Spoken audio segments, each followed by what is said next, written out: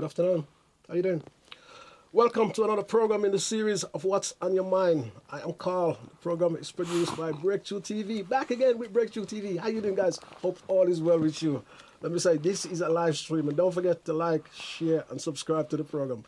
It's been a beautiful day. Summer is actually here. It's not that hot, but we got the best of it, so we got to be happy with what we've got. That's how it is in the UK. I know it's different in other parts of the world. And some parts of the world have it worse than us. Let me say thank you guys for actually liking and sharing the program across the world wherever you are. Let me say big shout out to you. Hope all is well with all you guys. Let me say big belated birthday greetings to Sister Maureen Watson. I know it was your birthday, so let me say big shout out. And she's from the Big Ship Alliance. Big shout out to you, Big Ship Alliance. Big shout out. Let me say Jade. Also Jade, belated birthday to you. How you doing? Hope all is well with you. I know you had a good time, so big shout out to you.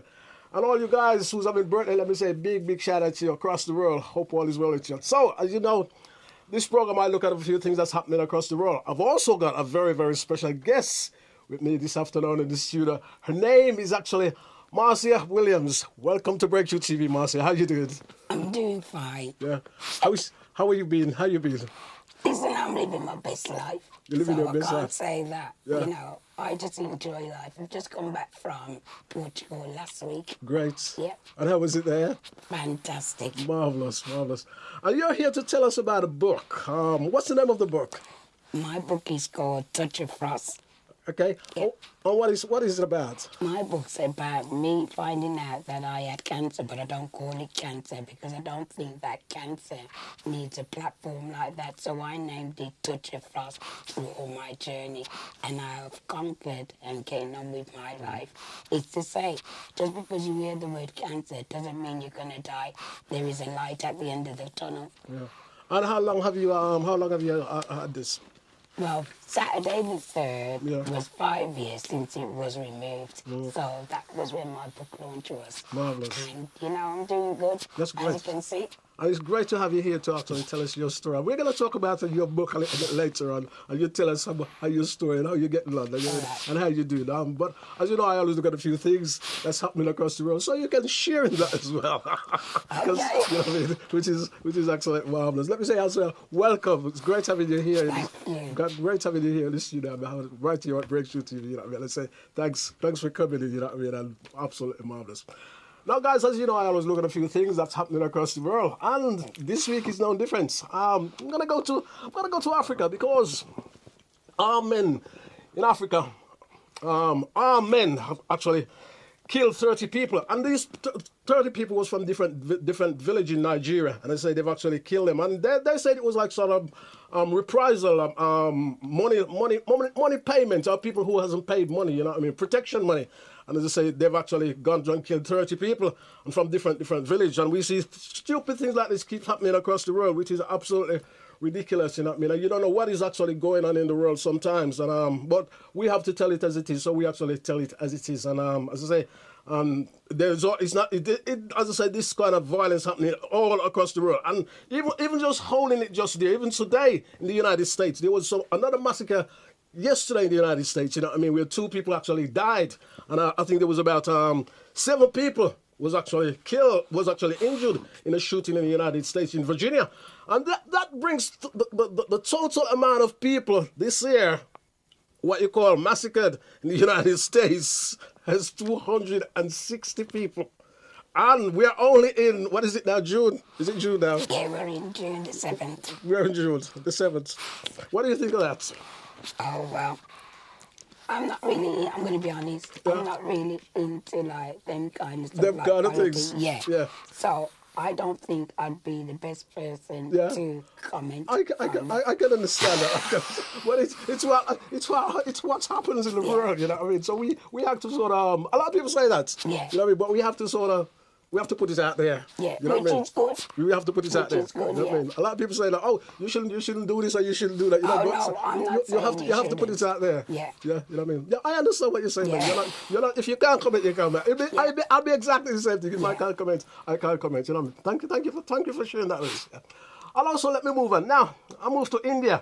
Now, India, there's been a terrible train crash in India. In fact, this involved 3 trains and 1,100 people were actually injured in this train crash, and 260 people died in this train crash. And the PM of India has actually said those who is responsible will get a swift justice. And they say the early results or the early investigation actually shown a failure in the electronic locking system that actually caused these three trains to crash. And as I say, thousands of people has been injured in this absolutely ridiculous crash. And it's once again, when you see things like that, you say big condolence to the family, you know what I mean? Because it's the family who feels it most and who feels it actually knows it, you know what I mean? And it's just one of those things which is absolutely terrible. And let me still move it on. Now, move on to Haiti. Now, as you know, Haiti has just been one of those things for so many years, and I don't know what to say about Haiti. But some people in Haiti has actually started reprisal on the gang leaders, because the gang leaders have been kidnapping people. They've been doing extortionists. They've been doing a whole lot of crazy things, murdering people for no reason at all, kidnapping, and the UN know about it. A lot of the world know about it, but nobody's sort of do anything about it. But I know the Caribbean leaders, CARICOM, has actually got together and they was actually talking about it and says this brings a very, very serious thing to the region, because the whole region will actually suffer from this. But as I say, it is still going on in Haiti. And I say, what has happened, the ordinary people has actually turned on the gang leaders and actually have actually killed 160 gang members, which is, you just don't know what sometimes is going on. And I actually needs to move on, because the Haiti president, the former Haiti president who was actually assassinated or murdered, now a man is actually being, he actually pleaded guilty, and Jaab has actually pleaded guilty, but in a U.S. court, and he's he's going to be sentenced. I say he pleaded guilty in March, and he's due to be sentenced. And the sentence is actually going to be life imprisonment. And I say he was responsible for the murder of the President Maurice in 2021, and President Maurice was actually murdered in his bedroom. In 2021, and it takes a long time to convict anybody. I want to say the Haitian Chilean citizen has actually pleaded guilty in an American court. So it's another one of those serious things happening. And somehow, since that has happened, there's always been trouble in Haiti, but since that has happened, we actually see more killings and more gang violence in Haiti. Yeah. Don't forget to like, share, and subscribe to the program. I want to say a big shout out to you, Christine. Hope all is well. Let me say thank you for tuning into the program. And all you guys across the world, let me say who's tuning into the program, let me say thank you. America, big shout out to you. Jamaica, my little Jamaica, let me say a big shout out to you. Birmingham, of course. Birmingham, big shout out to you. All you guys who watch the program, let me say a big shout out. Mr. G. Cross, sir, how you doing, sir? Mr. Gabidan, big shout out to you. You know who you are, Mr. G. Cross. You've been on this program. Let me say big shout out to all you guys who actually take part in the program. Let me say big shout out. Big shout out to you, Sister Marcia Spence. Big shout out to you. Hope all is well with you. She looks at me. She actually know why I actually say that, So big shout out to all you guys. Now, let me move on. Now, Prime Minister Honus of Jamaica has actually said people need to protect their property and look after their property. And this is because of the hurricane season. He said people should actually look after each other and help each other. And what he's actually saying, he says, because it's the hurricane season, don't take it for granted, and don't listen to bogus. This is what he never said this, but this is what I'm saying. Don't listen to bogus. He says you must listen to the facts and make preparation for the facts, and don't make it up as you go along, That is what he's basically saying, but I've actually dragged his words down because I can do that, so don't make it up as you go along, but he says you guys must take good precaution because it is in the hurricane season, And it says, and you must look out for the credible evidence and the credible statement that is issued, so it don't affect you in any way, because as I say, we know in the Caribbean it is the hurricane season. Have you ever been in a hurricane? No, and I wouldn't want to be neither. You've been in a hurricane. I have actually been in a hurricane. I know, you look at me and think, you look at me and actually think, oh, he's too young to be in a hurricane. Yeah. It doesn't matter how old you are. It doesn't matter how old you are, wherever you are in the world when you're in a hurricane. I'll tell you something. So when you're in a hurricane, I'll tell you from my experience as a child being in a hurricane, when you're in a hurricane, it's come. And the rain starts falling, and it fall, and you fall, and it fall, and you fall, and it fall, and it fall. And you want to come out the house, and you can't come out the house. And it's beating up against the house. The wind is hitting up on the house, and it's blowing and it's blowing them. You're not outside. God knows what happens if you're outside. And it's blowing and blowing and blowing and blowing and blowing. Did I say blowing? And you're scared to come out the house. You know what I mean? And the rain is so powerful, and the wind is just so ridiculous.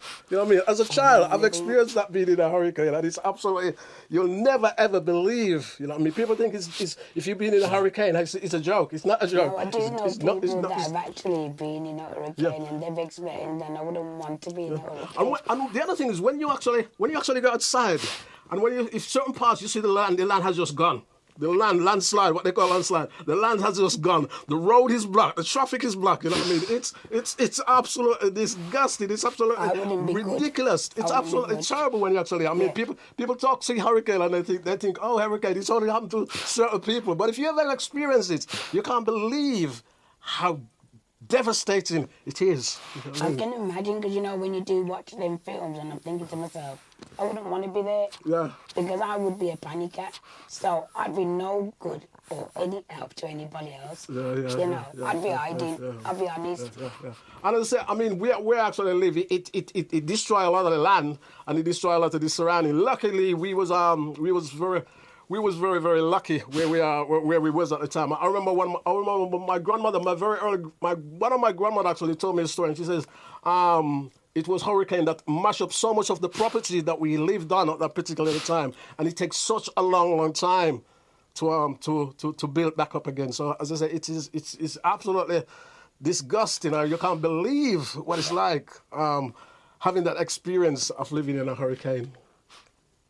Don't forget, guys, to like, share, and subscribe. I'm gonna do a total program about hurricane one of these days of when I was actually growing up, and there was heavy winds and rain that you actually go in, which is absolutely, you can never believe it. Don't forget to like, share, and subscribe to the program. Now, Jamaica, staying with Jamaica, and 3 of Jamaica's most wanted men were actually killed over the weekend and Saturday, and the police made a disclosure of. They treated this, you know what I mean? And Nestor Zado was one of the men who actually was killed. And as I say, he was one of Jamaica's most wanted men, terrorizing parts of the island and committing all kinds of crazy murders. And as I say, he's been killed by the security force. Yeah. Don't forget to like, share, and subscribe to the program. We come to the UK. Now, an Amazon worker has gone missing. He went missing last Saturday, and he hasn't been found, and his parents and families are actually trying to find him. Opel Koshifa, 21-year-old, he went missing on Saturday, and I say his parents is actually putting out a big plea for him to be found, and I say he is actually from Lewisham in London, you know what I mean, and I say his family is very, very concerned, and we hope that young man turn up very safe and turn up very well wherever he's actually been, you know what I mean? It's terrible when people actually goes missing, isn't it? It sure is. It sure is terrible when actually people go missing. Now, and I go to football now. Football. Now, I've talked about this last week, but I didn't actually talk about this story. But it concerns West Ham. Now, West Ham, you know how I feel about abuse. You know how I feel about abuse about anyone or abuse from anyone. Now, West Ham players was actually playing in the United States, and one of their players actually came under racist abuse. Now, what they actually did, and I was talking about this last week, not knowing, I'm not saying because I was talking about it, it's happened, don't get me wrong. I wouldn't say that. And I don't take those kind of credits. Well, I was actually talking about this week, and I was actually saying what should happen. And what they actually did in the United States, they was actually playing Dallas United. And what the player was actually racial abuse, one of their players. And what they actually did, they come together, and they decided to stand in solidarity, and they actually walked off the pitch. Yeah. Now, there was an investigation, and the organizers actually carried out the investigation, and they concluded that the Dallas United violated the TST code of conduct, and they were actually expelled from the competition. They couldn't carry on with the event. And this match was like a couple of £1 million, you know what I mean, that these players was going to get, you know what I mean? So I say, that is actually what happened. I've said this many, many times.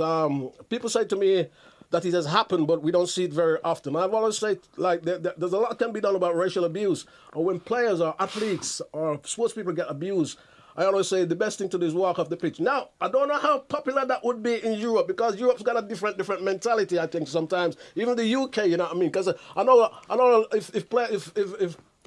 if what we call Nubian players walk off the pitch in England, I know a lot of fans gonna give them stick, or the so-called fans. The true fans are not gonna give them stick, you know what I mean? But the so-called, you know, them fans, like, they're gonna give them stick. So it'd be interesting to see if that ever happens in the UK.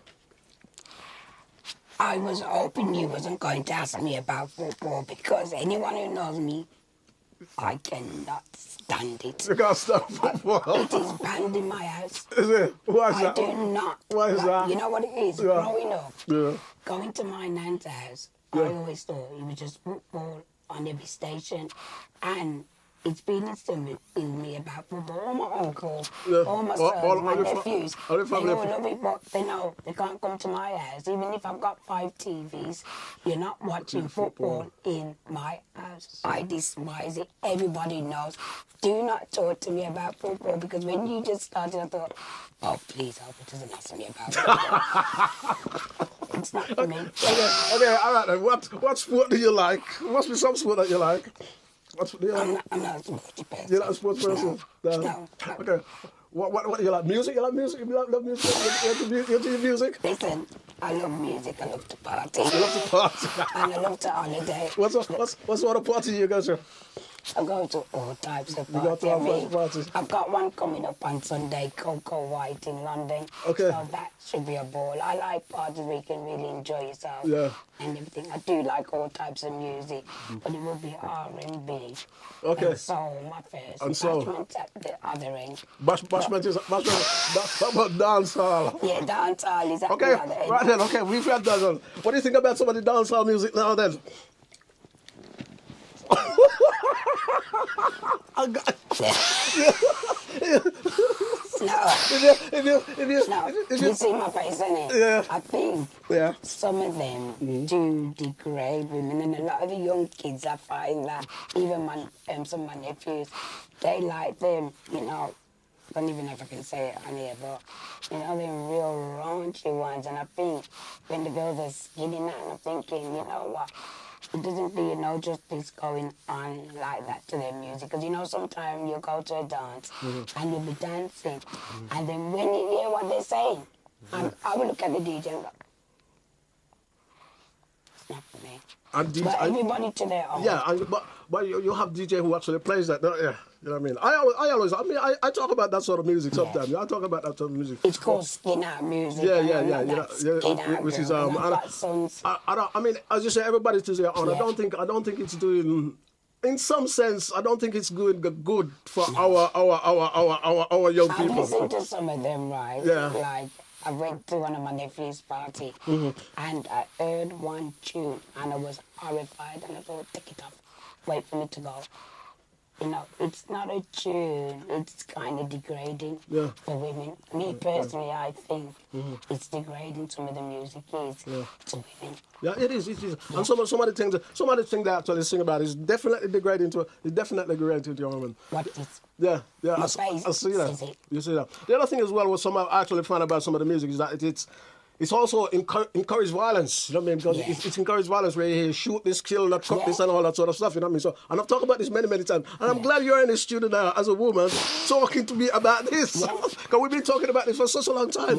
Yeah. And what it is, when, like, if people see me in one of them dances, if I don't know it's one of them dances where they're going to play them kind of music, they go, what are you doing here, Marcy? You're not going to like it. And then when I hear it, and I'll be standing there thinking, no, sir. It's definitely not for me. But as I said, everybody to their own. Yeah. Interesting point, yeah. Let me move on. Now, talking about a college, I'm going to talk about a university students. And now listen to this. Now, go back to Jamaica. Now, a university student. Now, before he became a university student, and he says, I did not let them dim the lights on me. Country boy proves the people who actually disrespect him or didn't think a lot of him, didn't allow them to, and he didn't take any notice of them disrespecting him. I mean, Marsha Young stepped into a pre-university class in where he actually lives. And he went to Christian High School in Jamaica. And some of the students there didn't actually react very well to him because he actually went to this high school, because some of those students actually comes from what you call a more traditional background. You know what I mean? A more traditional, a more upper, what you call background, a more upper crust, the elite, what we call them. And he has to stand his ground. And one girl, when he came into the class, she looked at him and said, well, what are you doing here? And he actually told the Jamaican Observer of his stint at the University of the West Indies, UII.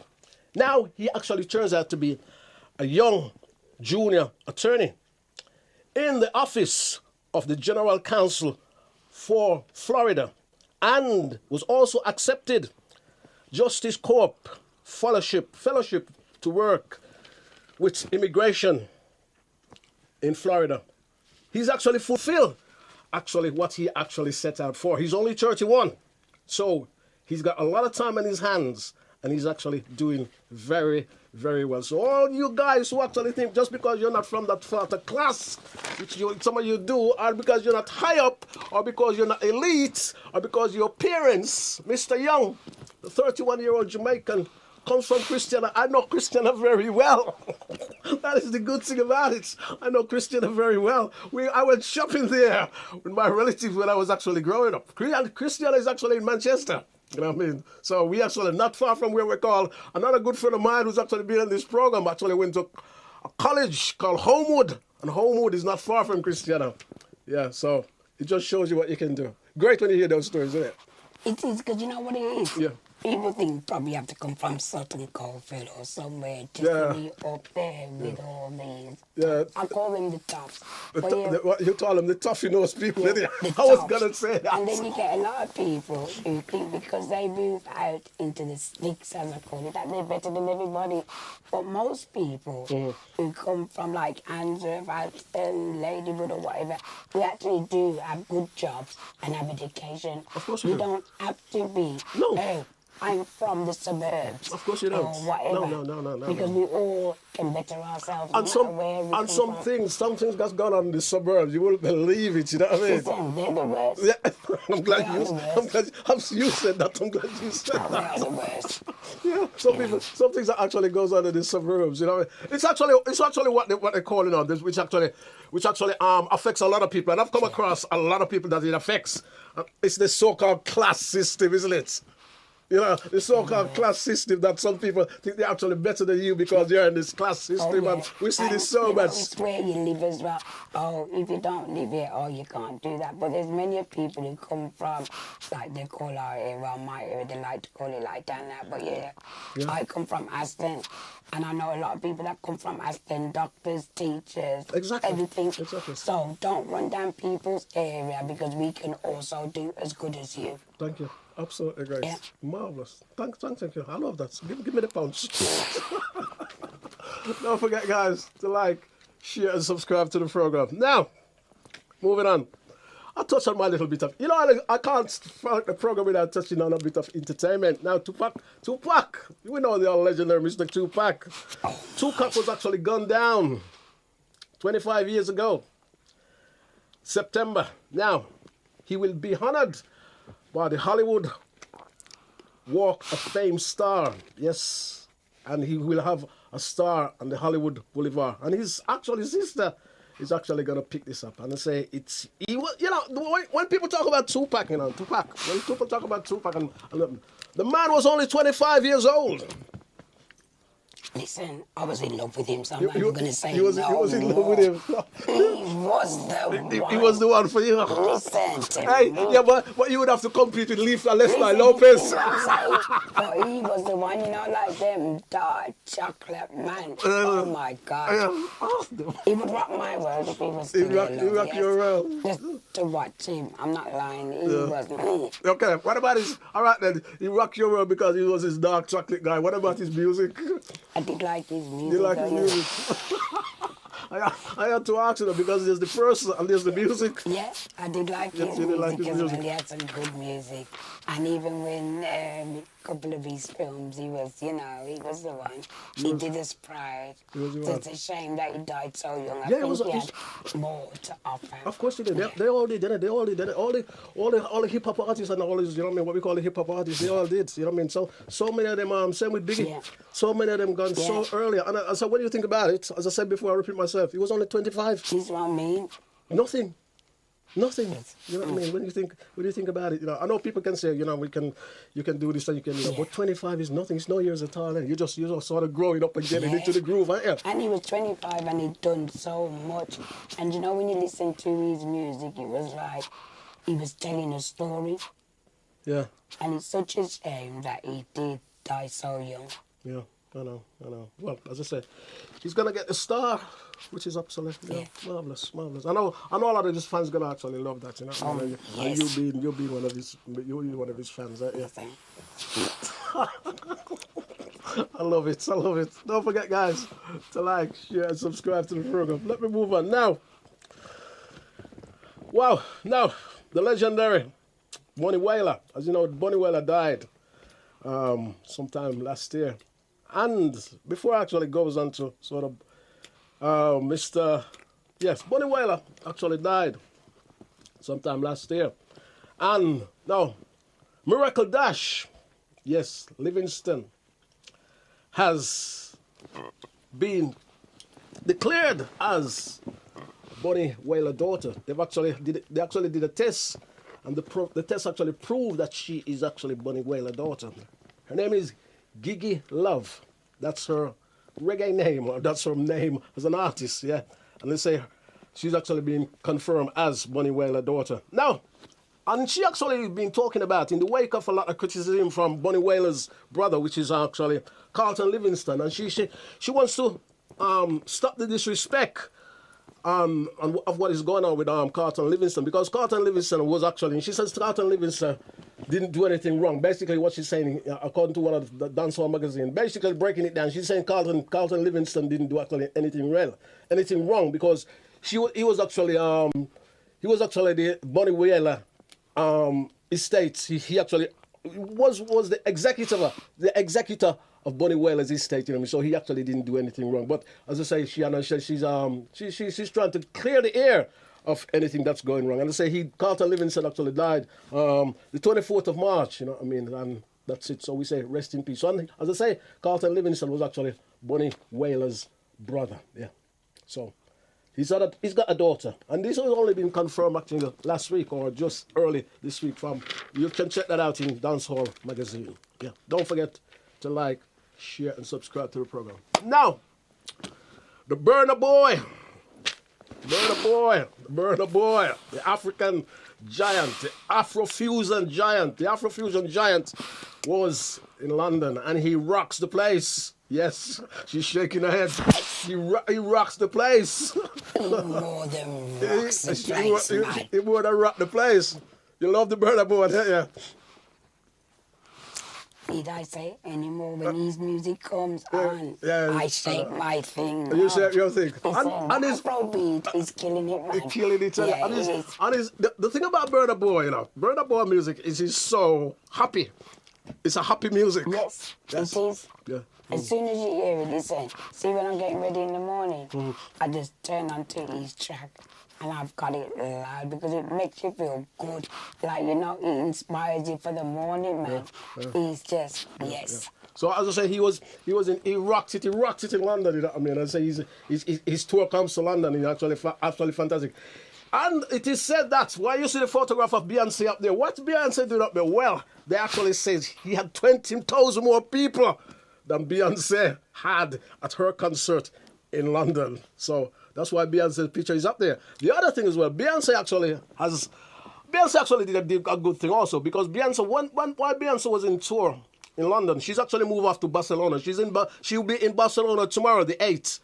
And while she was in London, what she actually did, the hotel that she was actually staying, what she did, she actually gave VIP tickets to all the hotel people that was actually the hotel staff, so they could actually get into her concert, which is actually a very, very good thing, because not many artists actually does that, you know what I mean? And that was to show her kindness, you know what I mean, of there, and saying thank you. So she actually gave them each a VIP ticket so they could come to her concert, which is absolutely marvelous. The Beehive has moved on, and she goes to Barcelona, she goes to Europe, and then she heads back to the United States, because this is a massive tour. You know what I mean? So there's a lot of shows she actually got into the United States. I know you want to tell me more about the Burna Boy.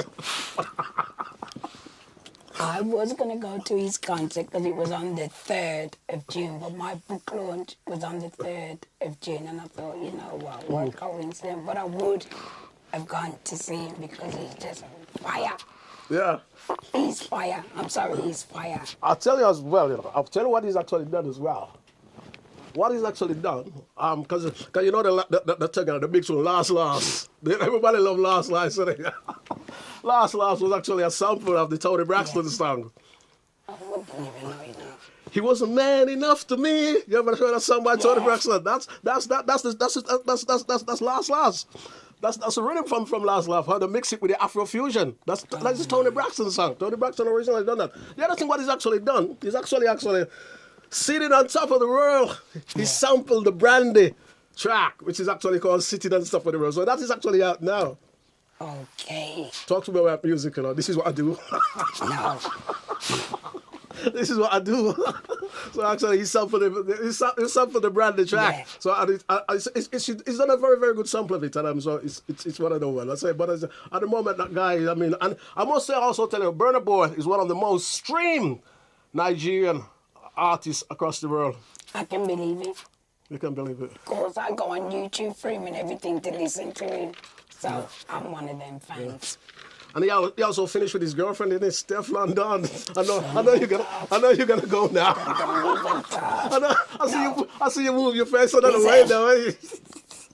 I've seen him. I've got this. He's got a little snip clip on my phone, and he has his shirt up. And trust me, he is fire. Okay. He's fire. Okay. He's fire. Marvelous. He might be a bit too young for me, though. Age ain't got nothing to do with age, is it? But men always say that. men always say that. Why does men always say that? Because you know, if you go out Yes. and there's a young boy and like they approach you and you go, you're old enough to be their mom, they go, age is nothing but a number. Okay. Why? Yeah. Because they want to pick up or whatever, but it's not happening right here because I have sons, so I have to respect that I have 3 sons that I don't think would be impressed if I went somebody who was under 40. Okay. Let me sing this up, because I've heard this many times. Why is it that if you're rich, if you're an old guy, right? If you're an old guy, the old guy, right?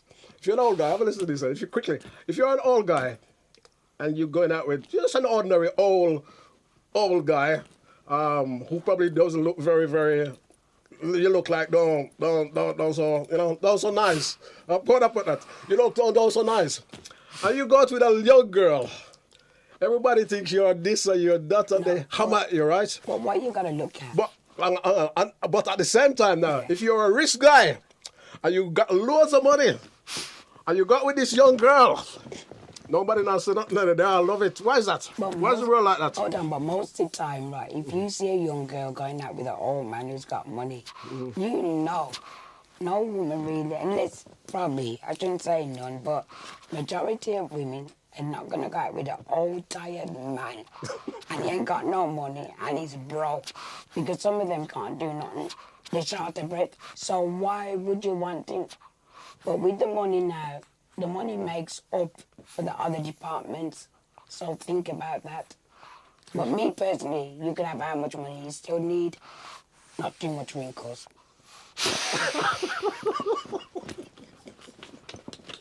I'm not. So like I was having a slow then. Can you imagine though, some of them? No. Oh gosh. No. But don't get me wrong. Yeah. There are some handsome, like mature men. Mm-hmm. You know, so I'm not gonna knock it. Yeah. But they have to look good if they're old. So you definitely think because an old man going out with a really rich old man going out with a young girl, nobody's gonna say nothing about that. But if you're an old man and you ain't got no money, but you still pick up a nice girl, everybody's gonna have a go at you, innit? Because but It's all, as you said before, it's all about class. yes, it's about class. But why does people subject this nice guy? He's probably a nice old man. You know what I mean, with this nice young girl. You know? You don't even want me to answer that question because I'm just thinking like he's a nice old man. I work with children in care, so he's a nice old man. I'm thinking other things. Okay, I see your point. Yeah. Okay. Don't forget, guys, to like, share, and subscribe. Interesting comments. Right, I'm gonna stop the rant. Tell us all about your books. Start telling us about your books. All right then. My book is A Touch of Frost. Touch of Frost, yeah. And what happened was in 2017, I went to JA on a family holiday with all the family and friends. And when I came back from Jamaica, I had a bit of a sore throat. But you know when you're on a plane sometime, you can catch a cold. Yeah. So I thought I'd just caught a cold. So that was November 2017. So I was going to the doctors. And they was going, oh, it's just a little cold. And it was, for over a year, I was going to the doctor with this, sore throat. And I was going laryngitis. So in 2019, I went, I've been going for the whole year, going there, because I work in the NHS, everybody was going, even my uncle was going, no, this voice isn't getting better. But because I've been talking like that for so long. Yeah. I got used to it. Okay. So I went there 2019 and she said, oh, all we need to do is give you a bit of speech and language. Don't talk. Me, don't talk, And I'm the biggest talker. You're the biggest talker. Yeah. So I had to have voice rest for 2 weeks. Nothing happened. They gave me all these medications. So when I went there in April 2019, I remember her saying, oh, don't worry, because me and my sister was taking the grandchildren on holiday. And she said, oh, don't worry, Marcy, when you come back, you can have your speech and language. This is 2 weeks before I come back. But when I was on holiday with my sister, I did feel weak, but I still didn't think anything. Yeah. I'll tell you this from now. Cancer did not even come into my mind, Okay. So when I was on holiday, I wasn't breathing too good. And I remember coming back on the morning, and they said to me, go to the hospital, because my sister was going to go to the hospital. So what they said to me was, go to your doctor and get an emergency ENT. Okay. So me, who I am, I needed to watch my catch-up programs first. Television come first. But I wasn't thinking anything because I felt all right. I didn't feel too bad when I got home the next morning. So my sister rang me and she goes, have you been to the doctors? And I go, no, I'm just watching programs. So I thought, just to keep, at ease, I walked round to my mum's. I felt really, really tired and I'm thinking, this don't feel good. But I wasn't worried about it. So I asked my mum to drop me to the doctors. It was up the road, so I went into the doctors. And they must have just looked at me. They took me in the room. So they was doing, where you put all the things on you. And then I seen flashing blue lights. And this was me to the doctor. What's going on out there? Hearing is for you. It's me, really. So they say your throat is supposed to be that big. Okay. And mine was a pin size. They're surprised I'm alive because I've come back on a plane. So you can imagine you're up in the air and everything. How I was still alive because most people would have died. But still, we didn't know what it was. So they took me into hospital. They did all these tests. Couldn't find nothing. So then they said I have to do a biopsy. This is I've been in City Road for 2 weeks. And because I did all blood tests and everything, nothing come back positive, so they said I had to do a biopsy. Okay. And when they did the biopsy, they found out that I had cancer. The first thing I said to them, am I going to die? Because that's what I was thinking, you know, because as soon as you hear that word, Yeah, you yeah, do believe. It's frightening, isn't Yeah, it? yeah, It's you frightening. do believe. I was bawling and, you know, going on with myself. And she went, the consultant said, shut up, you're not going to die. And I'm telling you now, from she said to me I wasn't going to die, I cursed it because I thought, you got a cheek. You got a cheek coming on me. And, you know, I like to use my mouth and run off my mouth. So I was determined to beat it no matter how. And I just went through everything. People said to me on Saturday, did you have a dark day? I'm going to tell you no. You know what my problem was? When was I going to eat? Okay. Okay. That's the only thing that come into my mind, you know, because imagine I was cut from ear to ear all the way around. Serious. Yeah. Wow. So, you know, they were saying that you might lose your taste buds. I had radiotherapy for 6 weeks. And you know what? You're going to laugh. I did say to the consultant, he said I'd go into ICU. I'd been there for 4 weeks. I said, no. I've got a party in 3 weeks. Okay. So you need to sort me so I can go to my party. And he looked at me and thought, a party? A party. And I Yes. had a 9-hour operation. I didn't go in ICU. Yeah. I went straight on the ward. And from then I just thought, I'm going to do this because I lost 2 special people, Erica and Franklin. I lost them too. Because I lost them too, I thought, you know what? I'm not going to die. I'm going to do this. She said, I'm not going to die. So why would I be depressed and go into some little improved woman? I'm not that girl. Listen, I've been checking around. After the first day I went Dubai, I just traveled. I mean, I went, as I said to you, I just come back from Portugal. with some lovely girls. A week before that, I was in Ainapa. I don't sit around, and did you know, like, there are certain people that don't want to talk about it. They think like it's a stigma. It's not a stigma because that is what eats away at you. You know, when you lock it all in and you don't throw it at me. I threw it out, you're not staying in me, come out to me. Who do you think you are? Get out. And I just enjoy life. How did it affect you in any way? How did it affect you? I'm going to be honest. Yeah, be honest. I've just got, the only thing it affected is that I've got a hole in my neck. Okay. It didn't affect me because I knew I was alive. Yeah. And the fact that I'm alive gives me a testimony to say, why would it affect me? I'm here to tell my story. Okay. And I do actually help people when they talk to me and go, so how'd you get over it? It's not, you know what it is? I even went to a ball on Saturday. And this woman said to me, I get dark days. I said, what do you think them dark days do? I tell you what it's doing. You give it a name. You don't call it cancer, you give it a name and you make it know. You run things, it doesn't run you. And that's what I've always said. Run you. It's not running me around here. I'm the one who says what's happening. And that's how I've gone the last 5 years. And my life is good.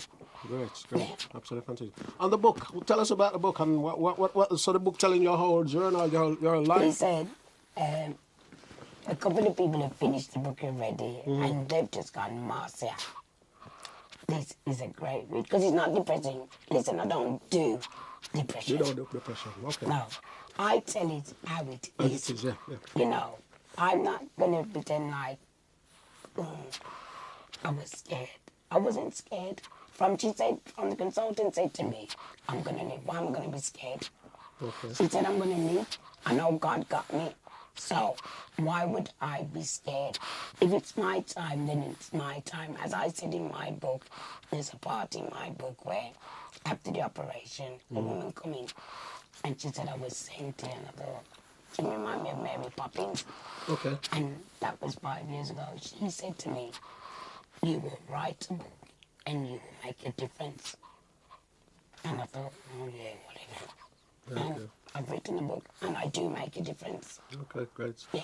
And where can we find the book? You can find the book on Amazon. Okay. If you put in Touch of Frost, Marcy Williams, it will come up. Yeah. And that's how you can get it. Okay. And who published it? Who's the publisher? Marcy Spence, Marcy and Spence. Publishing. Is Yeah. it? Yeah. And how long did it take you to write? 90 days. 90 days. And what do you just stick to it? I think if you're going to write about something you've been through, it shouldn't take, because you know what you're writing about when it's fictional. You're making it up. I didn't need to make it up. So I had a blog originally on Facebook. Okay. So I could take parts from that, but I knew every step of the way was easy. I find it so easy to write. You know, I wrote how I felt it. Okay. At every step of the way. Can you read me something, possibly? Read me a little page. Read me a little something. While we've got the time.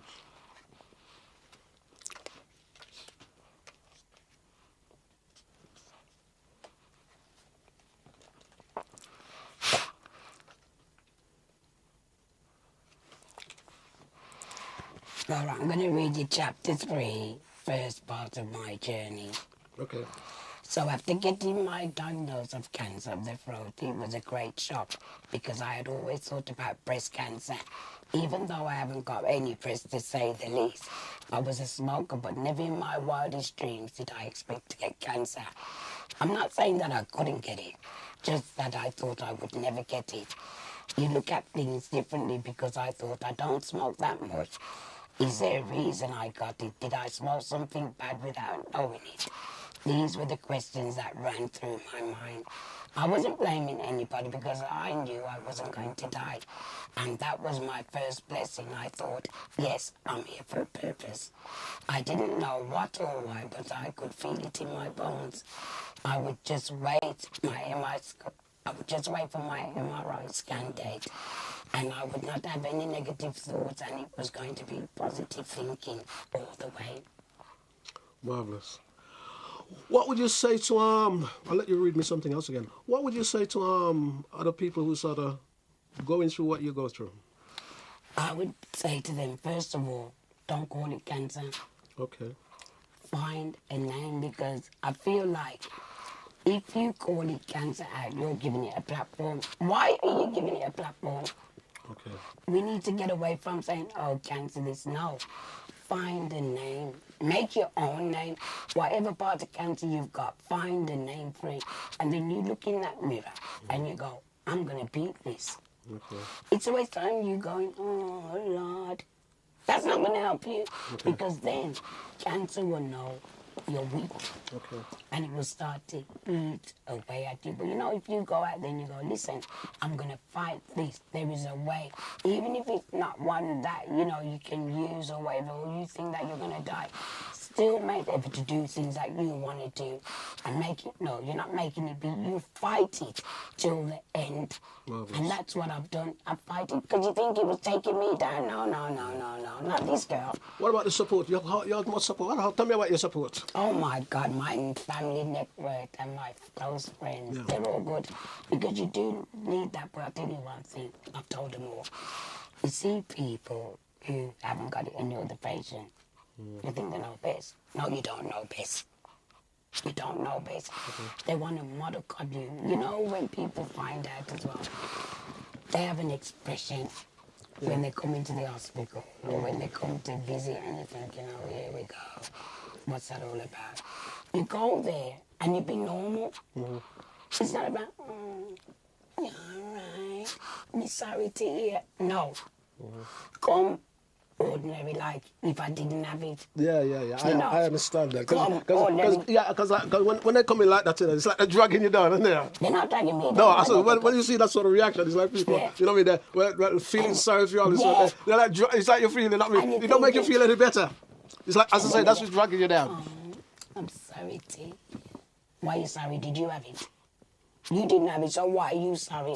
Don't tell me sorry. And that's why I say to people, like, they go, oh, I'm sorry, why are you sorry? Did you have it? No, you didn't have it, so don't be sorry. I want people to be uplifted, not to be like, oh, you know, because in the early days you get people like they come in and they don't know what to say. Say what you want to say. Okay. For me, that's how I found I could deal with it. Because when I was in hospital, I had a friend. She's going to kill me. She's even in my book. Debbie. Her name's Debbie.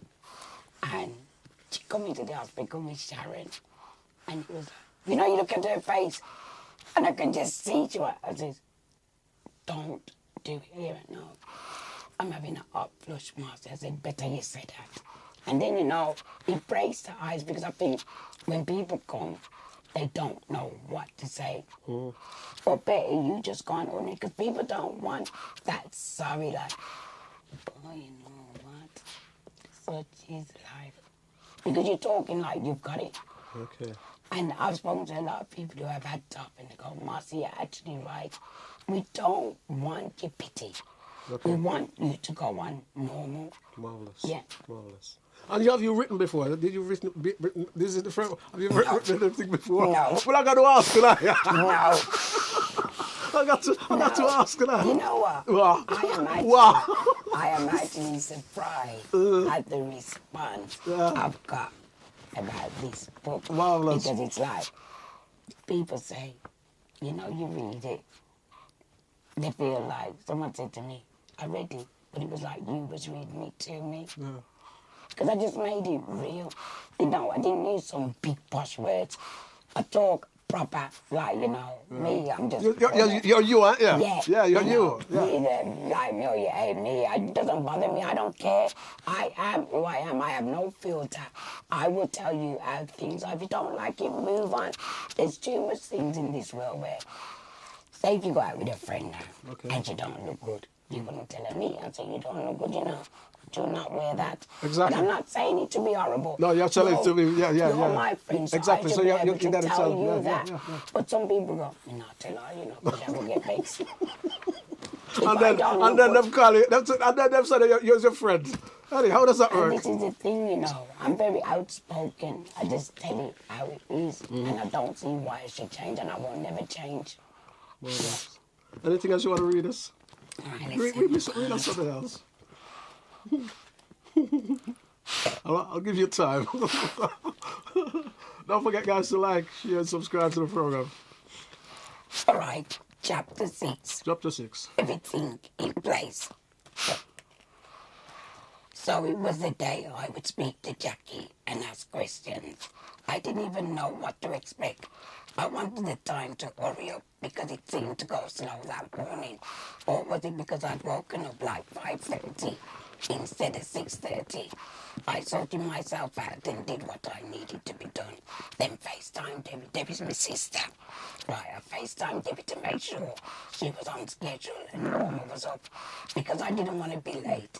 In my mind, I was thinking, what do I need to ask her? What will she be like? You just don't know.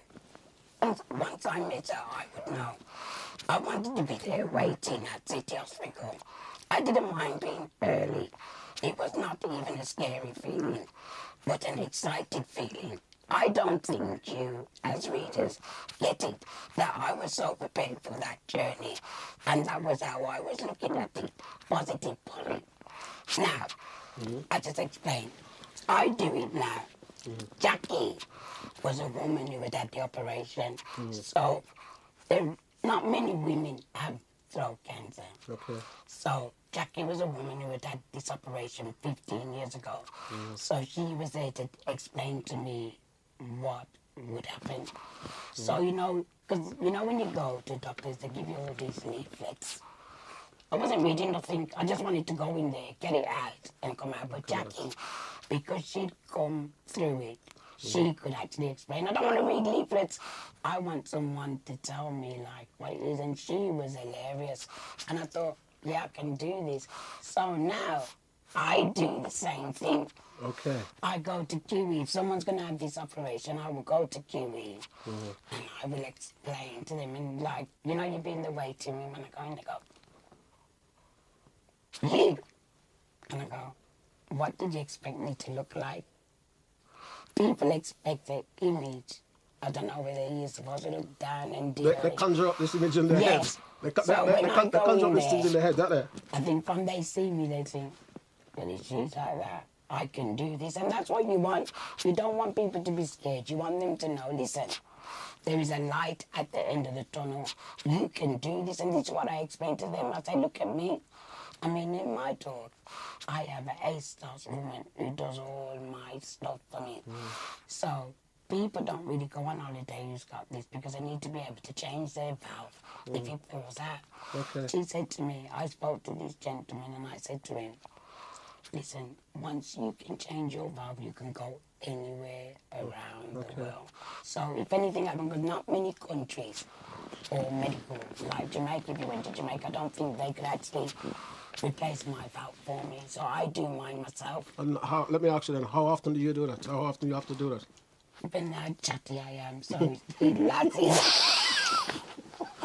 Because sometimes I would say, like, I thought you said it's supposed to last 6 months. Okay. And then it's gone by 4. All right. So you've it been depends. chatting too much. Yeah, it depends. I'm being honest, yeah. Yeah, well, honestly, the best policy. I Girl. can chat and tell you about my story. So I would say it lasts me 4 to 5 months, but I always take a spare one just in case when I go on holiday, because I can change it. Tell me a little bit about that. For those who know, tell us a little bit about that. All right. So I've got pictures in the book as well, so they can see. So what Okay. happens is they remove your vocal cord, Okay. and what happens is you have a hole in your throat. Okay. So without me pressing this, I wouldn't be able to talk. Oh, so that's why you have to. Yeah, okay. All right. Thank you. So I have that. And what happens beneath that, there's a blue valve. And what happens is it's being pushed into a hole, because when they come, if you look around there, All right. Yeah, I see it's all that. the way around. So what they do is there's a little valve. It's like a little blue thing. If I had any sense, I would have brought to show you. It's a little blue valve where you just pop it in. You have this little gadget. So you just have to pop it in and yeah. But because I'm an expert at it now, It's fantastic. but I remember the first time my sister Debbie used to change it, and I thought, I got to do this, because I like to go all around the world, so I need to learn. So I did it a couple of times, and I went to Egypt last year. I went partying, and I was cleaning it, and it fell out. I did panic for a while, because Debbie's always been there. And I was like, girl, you're in Egypt, you can't go to Debbie and ask Debbie to change it. So I just cut it out, but then I forgot a pair of scissors, because you need to clip something. So I cut it in, and I felt good, because imagine, that's the first time I'd ever changed it by myself. So then I went down to reception, and I said, you can't hear this. And he goes, I said, for this. And I gave him, and I just felt good, and it just turned me on. I thought, I've actually changed it by myself. So now I just carry a spare one when I go on holiday. And I'm confident I can go anywhere and change it. Fantastic. Yeah. Fantastic. How did you find the hospital staff? How do you find hospital staff? How do you People are gonna listen. I have to ask. Just a quick little bit. My service was 100%. From City Road to Curie, I can't fault nobody who works with me. I know that doesn't happen to a lot of people, but probably the way my mum goes on, she's like Colonel Gaddafi. She's got no pad in it, but everybody from the consultant to the nurses at City and my next part at Curie were fantastic. I can't fault them. If it was terrible, I'd say to you that it was It's terrible. good to hear that. We're running out of time. Put up your book, girl. Put up your book. Let's see the book. And tell us where you can find the book. You can find the book on Amazon. If you type in Touch of Frost Marcia Williams, you will see it. And it's also got a quote. My friend did this, what it means. What does it mean? I've got a friend who I work with. So she did this when I called it Touch of Frost. So what she done, she said, T, trust me. See, you will never get the best of me. Oh, onwards, I will go and watch my flow. You, unbelievably fierce, you won't get these tears. C, calm and cool, I'm not a damn fool. H, hurry on through, I'm done with you. O, original Miss B6 has been fixed. F, fix up, look sharp, you won't see me get dark. F, fix my soul moves, cause that's how I groove. R, ramp all around me, that's how you'll find me. O, overcome this and I'll show you with me and my warrior crew. S, strong is what you have to be, with this C will never be me. T, tough, don't take the piece, you know I've got this. Marcia Williams, let me say thank you for coming to Breakthrough TV. It's been a pleasure. And sharing your story. Absolutely marvelous. Don't forget, you're welcome back anytime. Hold my hand, girl. Hold my hand. Good to have you in the studio, yeah? It's been a pleasure. Absolutely marvelous. Yes. One time. What can I say?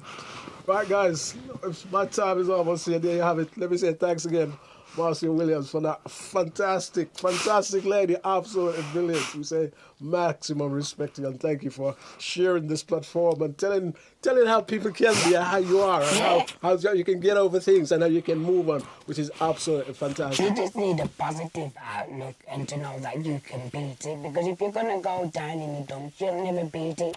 You have to think positive from the get-go. Marvelous. Yeah. Marvelous. Right. Thank you very much. Right, guys, our time is here. And I say thanks. Thanks to Mr. Producer. He's done great this afternoon again. Thanks. Also want to say big shout out to you, Marcia Spence. Let me say big shout out to you. All you guys who tune into the program, let me say big shout out to you. And don't forget to like, share, and subscribe to the program. And I say thank our wonderful guest, and she's welcome back here anytime. Don't forget to catch me back with another program right here with Breakthrough TV next week on What's on Your Mind. My special guest next week is Claire. Big shout out to you, Claire. You're up next. Have a great afternoon. Have a great week. Look after yourself. And remember, it's still summertime in the UK. We have to enjoy it. Those of us who are not going away while it's here, maximum respect. My time is here. Good afternoon.